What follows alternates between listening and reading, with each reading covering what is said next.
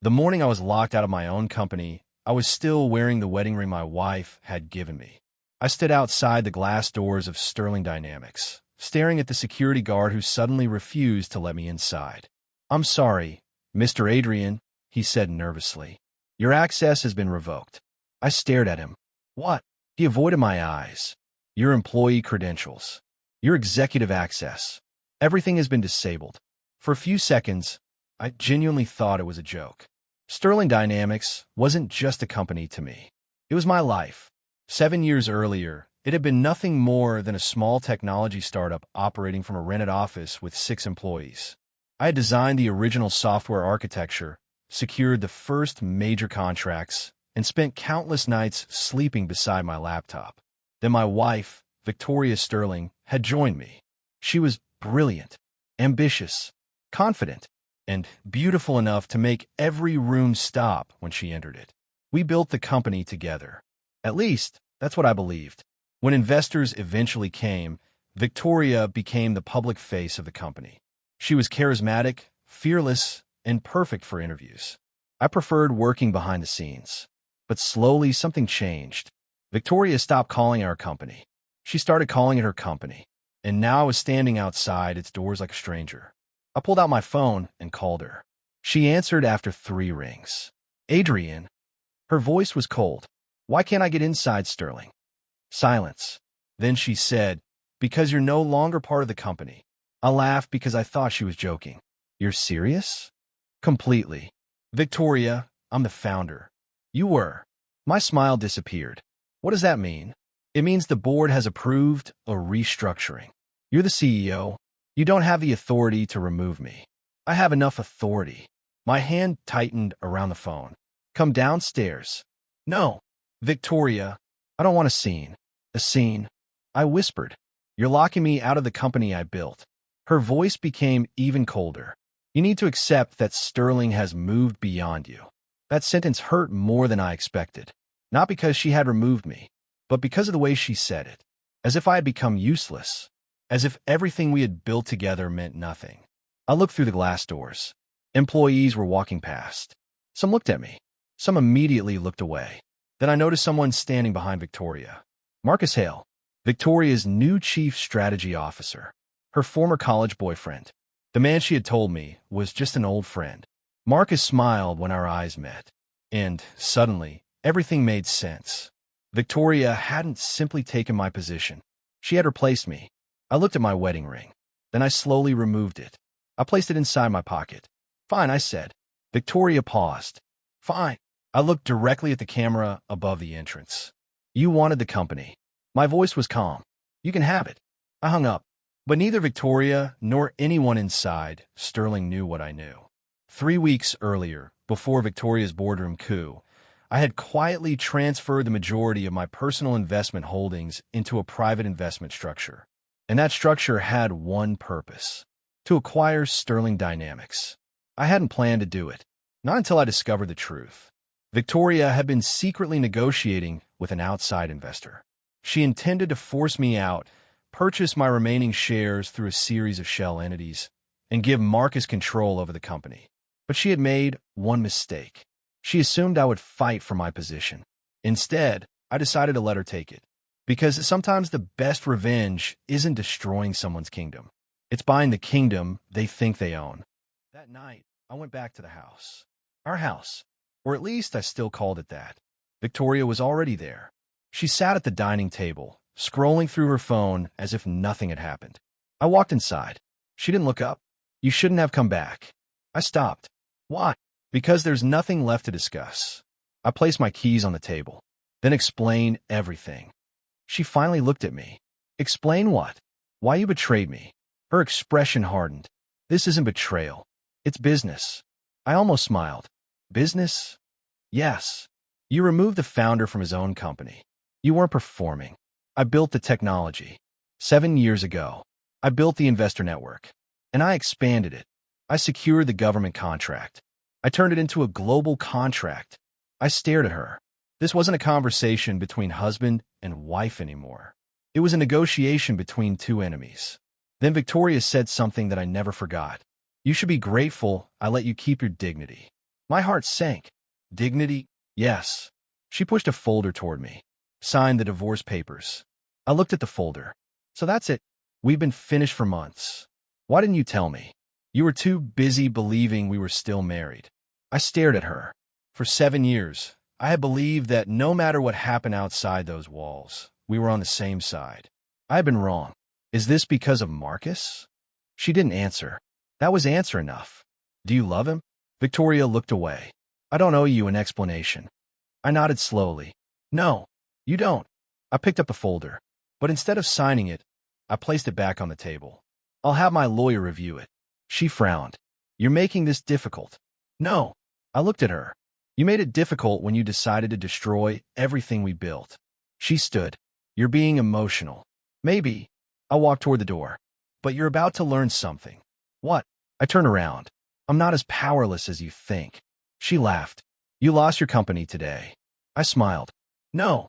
Her smile disappeared. I gave you my company today. She stared at me. I walked out. The next morning, I met with Daniel Cross, my oldest financial advisor. He placed a tablet on the table. Everything is ready. I looked at the documents. How much do we control? Indirectly? Yes. He smiled. Enough to make Victoria very uncomfortable. I leaned back. Not yet. Daniel raised an eyebrow. You still love her? I didn't answer. He understood. Adrian, don't make a financial decision because of heartbreak. I won't. I looked at the documents. I'll make a financial decision because she made a financial mistake. Daniel smiled. That's the man I remember. For the next several days, I disappeared. No interviews. No social media. No public statements. Nothing. Victoria believed I was broken. Marcus believed I was finished. The board believed I had surrendered. They were all wrong. Because while they celebrated my removal, I was preparing to become their landlord. 3 weeks passed. Sterling Dynamics announced a major leadership restructuring. Victoria appeared on television. She smiled confidently. Our company is entering a new era. I watched the interview from a hotel room. The interviewer asked, was Adrian Cole's departure difficult? Victoria paused. Then she smiled. Sometimes people are important during one stage of a company and less important during another. I switched off the television. Daniel sat across from me. She knows exactly how to control the narrative. She always has. You're not angry? I looked out the window. I was. And now? Now I'm curious. About what? How long she can keep lying. Daniel opened his laptop. There's another problem. What? The new investor agreement has been finalized. I looked at him. Who? Marcus's investment group. I frowned. That's impossible. They're purchasing a 22% stake. Where do they get the money? That's the interesting part. Daniel turned the screen toward me. The money came through 6 different companies. I studied the documents. Shell companies. Offshore transfers. Layered ownership. I recognized the structure. This isn't an investment. No. I looked at Daniel.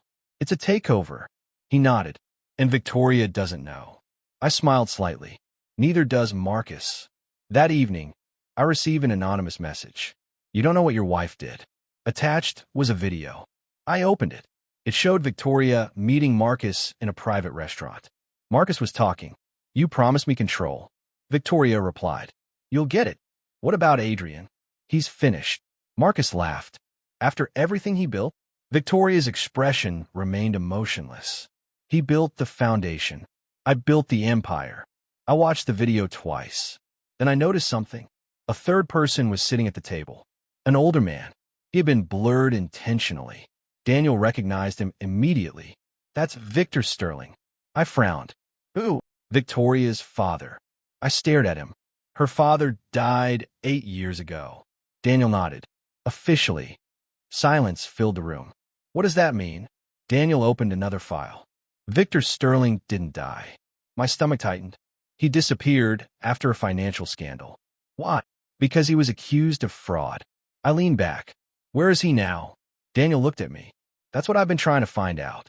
The following morning, another message arrived. Ask Victoria why her father is still alive. That was the moment I realized my marriage had been built on secrets. And my company had been built on an even bigger one. 2 months after I left Sterling, the company announced its biggest expansion in history. Victoria celebrated. Marcus gave interviews. Investors applauded. Stock prices climbed. Everyone believed Sterling was unstoppable. But I knew better. The company was growing because they were spending money faster than they were earning it. The new investors weren't there to support Sterling. They were there to control it. And Victoria had unknowingly given them everything they needed. Daniel finally discovered the identity behind the shell companies. Adrian, he placed a folder in front of me. You're going to want to see this. I opened it.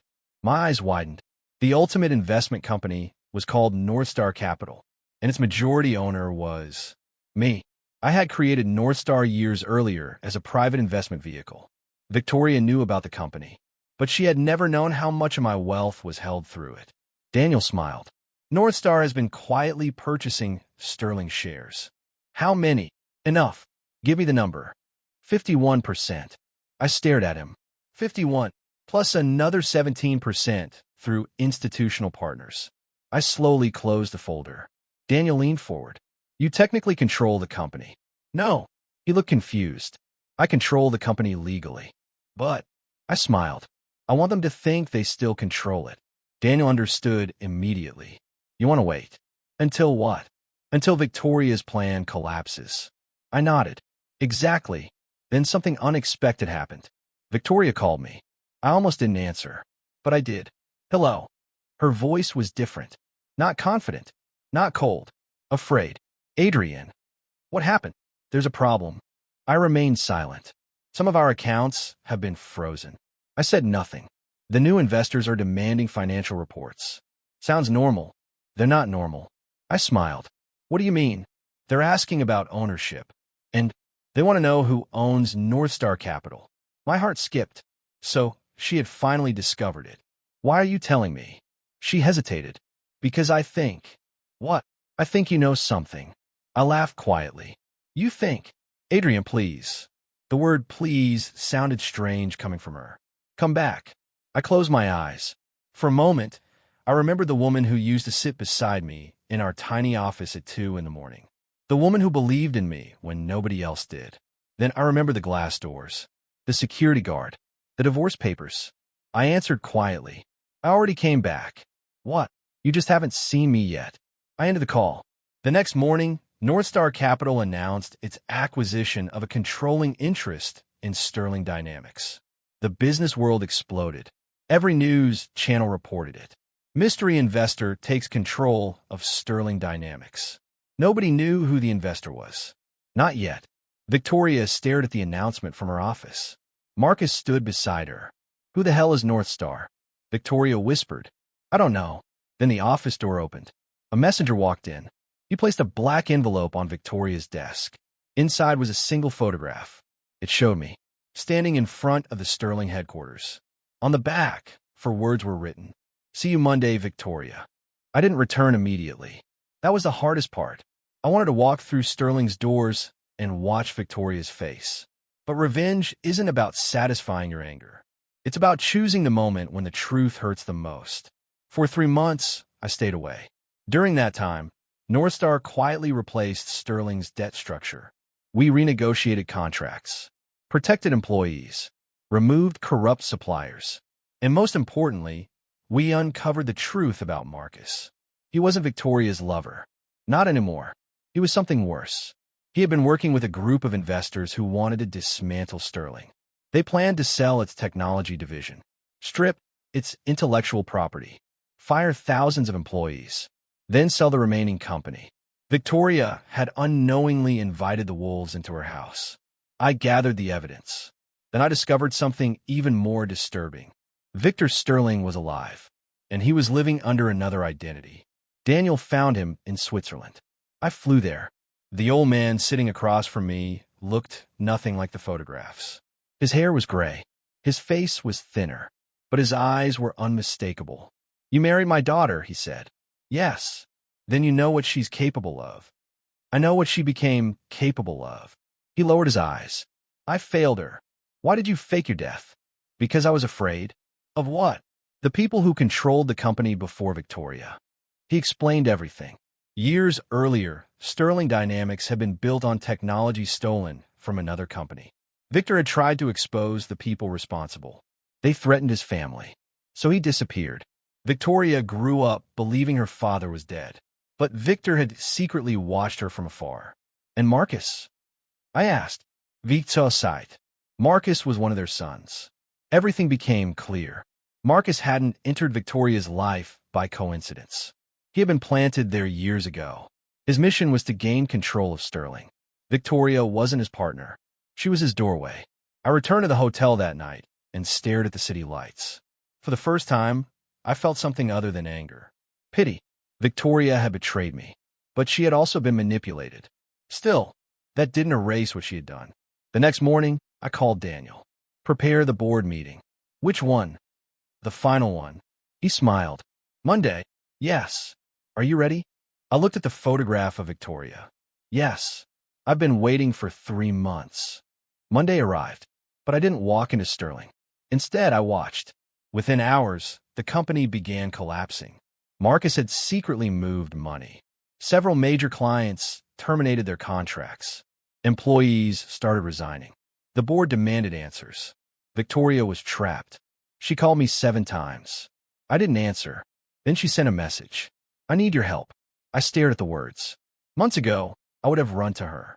Now I simply typed. You should have thought about that before locking me out. She replied immediately. I was wrong. I stopped. Those 3 words mattered, but they weren't enough. Another message appeared. Please come back. I looked at Daniel. What do you think? He shrugged. That's your decision. I stood. Not yet. That afternoon, Marcus entered the emergency board meeting. We have a temporary liquidity problem. A board member slammed his hand on the table. This is more than liquidity. Another director shouted. Where did the acquisition funds go? Marcus remained calm. Strategic investments. Victoria stared at him. You told me the money was secure. It was. Then where is it? Marcus didn't answer. She stood. Marcus. He finally looked at her. You should have trusted me. Victoria's face changed. Trusted you? Yes. You lied to me. No. He smiled. I used you. The room became silent. Victoria looked devastated. You never loved me. Marcus laughed. Love. He shook his head. You were useful. Security officers entered. Marcus immediately reached for his phone, but the doors locked. Victoria stared at him. Who are they? A voice came from the doorway. Mine. Everyone turned. I walked into the room. The room went silent. Victoria's face became pale. Adrian. I looked at her. Hello, Victoria. She couldn't speak. Marcus stood frozen. You. I walked to the head of the table. I'm afraid you have the wrong idea. Marcus glared. You don't own this company. I placed a folder on the table. Actually, I opened it. I do. The board members began reading. Their faces changed one by one. North Star Capital. 51% controlling stake. Additional institutional holdings. Full voting rights. I looked at Victoria. You locked me out of my company. She whispered. You North Star? I nodded. Yes. Her eyes filled with tears. You planned this. No. I leaned closer. You did. Nobody spoke for almost a minute. Then one board member whispered. North Star owns 51%. I nodded. And the institutional partners? Aligned with North Star. Victoria stared at me. So you were the investor? Yes. You bought my company. I corrected her. No. She looked confused. I bought the company you tried to steal from me. Her eyes filled with tears. I didn't know. That was the problem. Marcus suddenly laughed. You think this changes everything? I turned toward him. It does. He stepped forward. You don't understand who you're dealing with. I smiled. Actually, I understand perfectly. The doors opened again. Federal investigators entered. Marcus's face changed.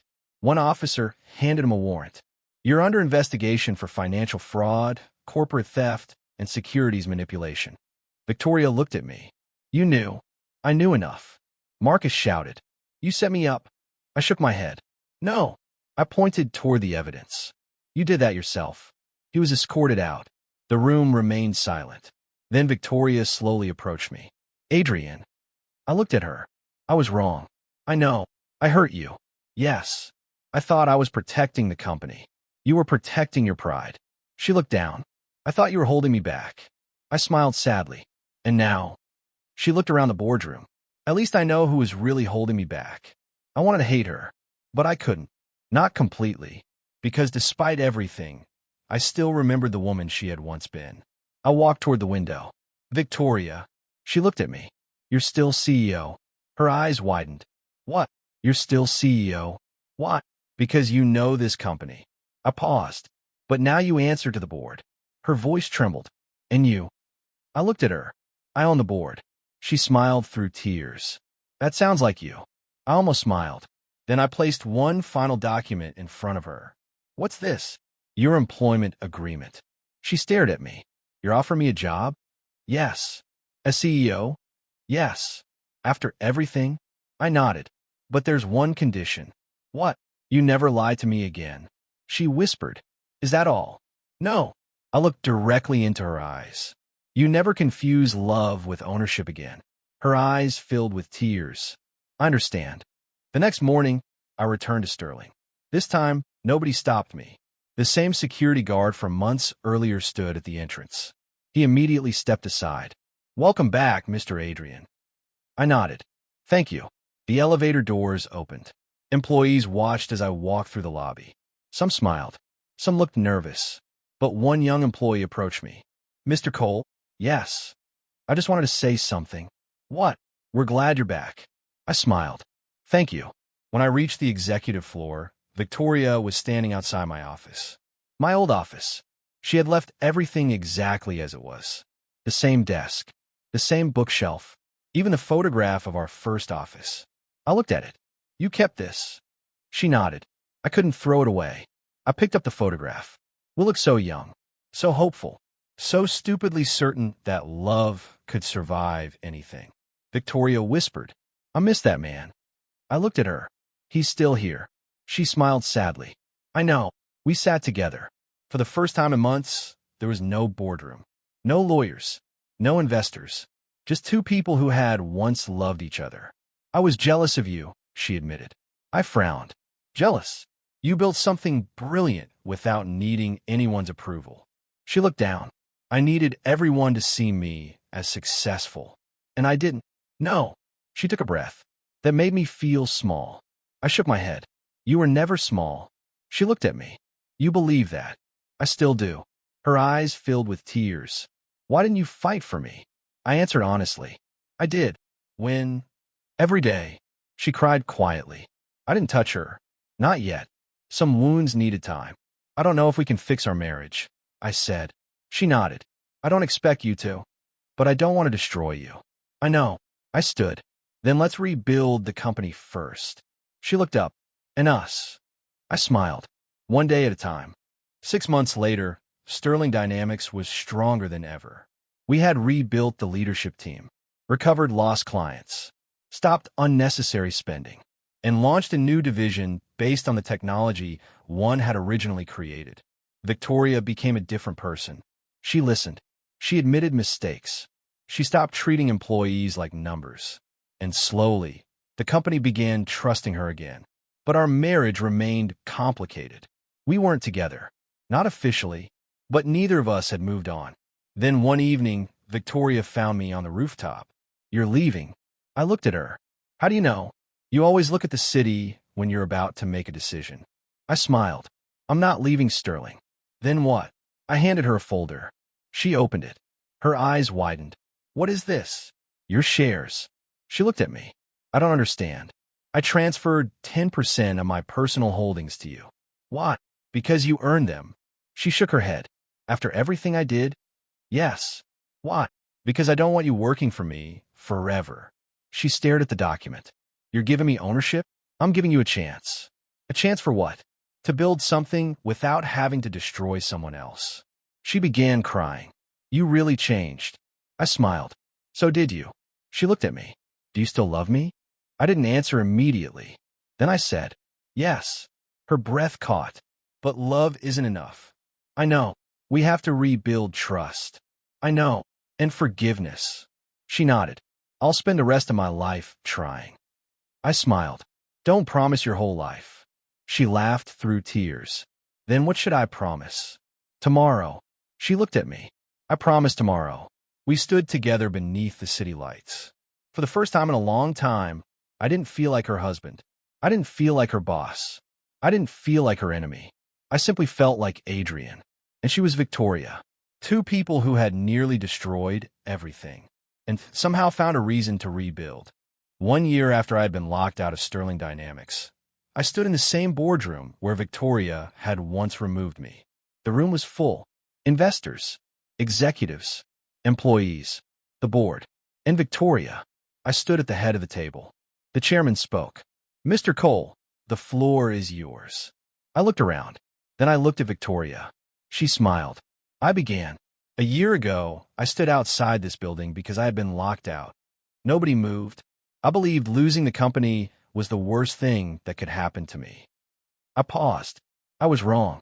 Victoria lowered her eyes. "Losing control taught me something." I looked at the board. "A company isn't its buildings." I looked at the employees. "It's not its stock price." Then I looked at Victoria. "And it certainly isn't one person's ego." A few people smiled. "The real value of Sterling is the people who built it." Applause began.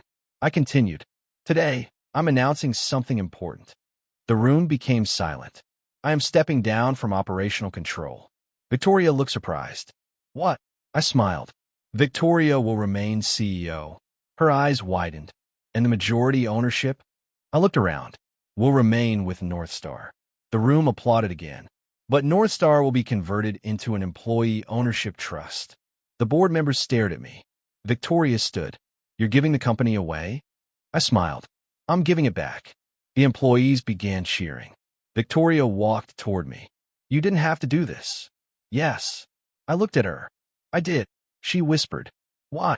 "Because I finally understand what I didn't understand 7 years ago." "What?" "Building something is easy compared to knowing when to let it belong to others." She smiled. Then she reached for my hand. I hesitated, but I took it. The boardroom erupted in applause. Later that evening, we stood outside Sterling Dynamics. The same glass doors, the same lobby, the same city lights. Victoria looked at me. "Do you remember the day I locked you out?" "Yes." "I regret it every day." "I know. Would you change if you could?" I thought about it. Then I smiled. "No." She looked surprised. "No. No." I looked toward the building. "Because if you hadn't locked me out, I would never have discovered who I really was." She smiled. "And who are you?" I looked at her. "Someone who finally learned that losing everything isn't the same as losing yourself." She reached for my hand. This time, I didn't hesitate. We walked away from the building together. Not as CEO and investor. Not as owner and employee. Not as enemies. Just Adrian and Victoria. And behind us stood the company that had nearly destroyed our marriage. But instead of being a monument to betrayal, it became proof that sometimes the greatest comeback isn't taking back what someone stole. It's becoming strong enough to decide what happens next.